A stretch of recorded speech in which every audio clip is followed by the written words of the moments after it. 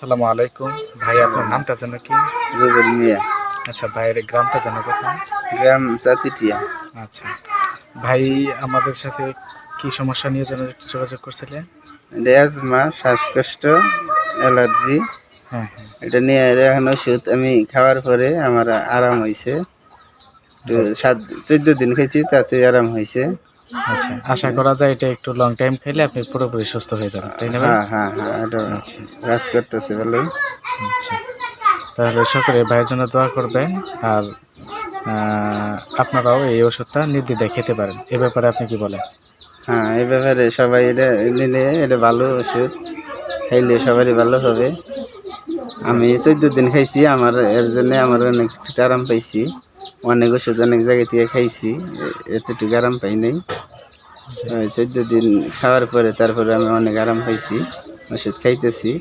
আপনাদের যাদের সমস্যা আছে তারাও ওষুধ নিতে পারেন। আচ্ছা ঠিক আছে, সকলে ভাইয়ের জন্য দোয়া করবেন। আসসালামু আলাইকুম ওয়া রাহমাতুল্লাহ।